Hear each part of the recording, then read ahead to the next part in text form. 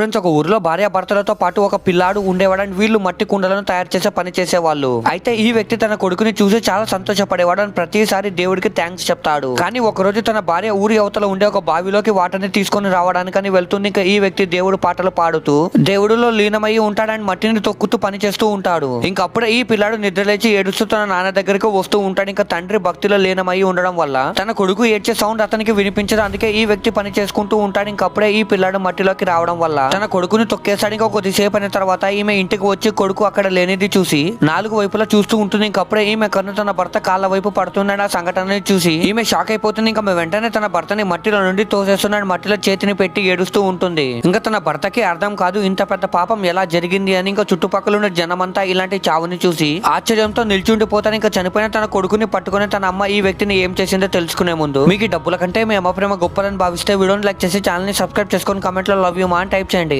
చివరికి ఈమె తన భర్తతో నువ్వు ఎప్పటికీ సంతోషంగా ఉండలేవని శపిస్తుంది.